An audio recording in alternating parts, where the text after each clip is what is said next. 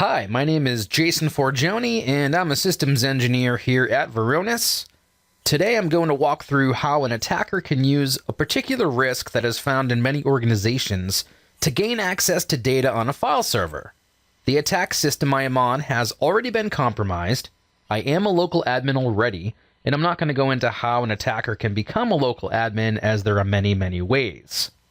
I'm going to start off by running a PowerShell script.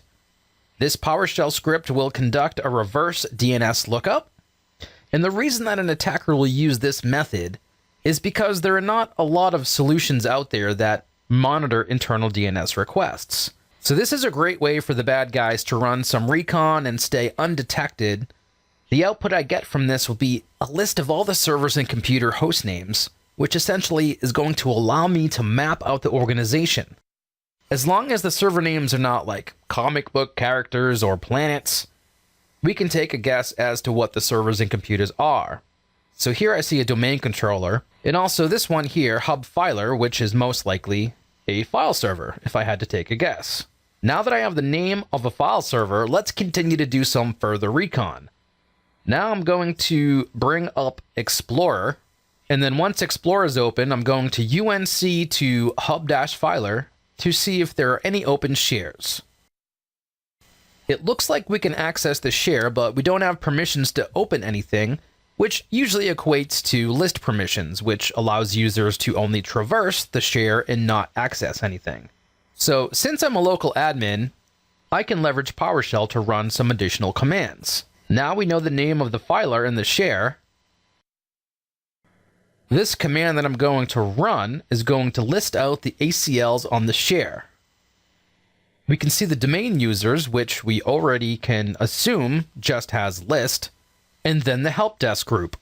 This next command will dump out all users in the help desk group.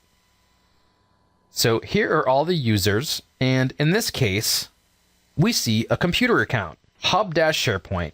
And since this is a demonstration, the system I am on that is compromised already just happens to be hub-SharePoint. And just to confirm permissions here, let's just take a look at Data Advantage and look at the permissions of the share. We can see domain users have list like we suspected, and that the help desk group has modify. So now what we're going to do is we can bypass the permissions and access the data on the share by using this simple trick. Now this will only work if you're a local admin, but bypassing local admin permissions is not really a hard thing for hackers to do. Lots of engineering and developer users are typically local admins as well, so an attacker may try to steal their credentials. So here we have psexec from Microsoft sysinternals. I can run this command, which will allow me to run a new command prompt as the system account. Now I'm basically running under the context of hub-SharePoint. All I have to do now is map the share and I'm in. So now I can access whatever I want on this share, and specifically the HR folder, because the computer account was in the help desk group. So now I can just do whatever I want here in this share. I can take data, copy it to the desktop, and try to exfiltrate it out. Now what's even worse is when there's a computer account in the domain admin group, which I've seen as well, and following the same steps here would allow me to become a domain admin just by running as the system account on the privileged computer. We recommend to remove any computer accounts that are in groups or have direct permissions to shares and folders. If there's an application or a specific need for that computer to access the data on the filer, use a service account instead.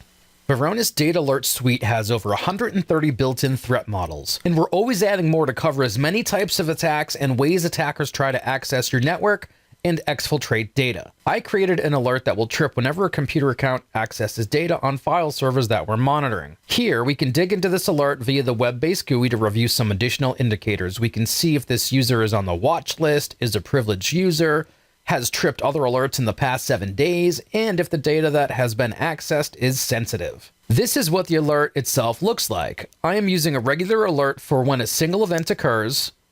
The acting user is the name of the attack system I was on. You can add more critical servers and computers to the list as well. If you leave the where blank, all file servers and repositories we are monitoring will be covered.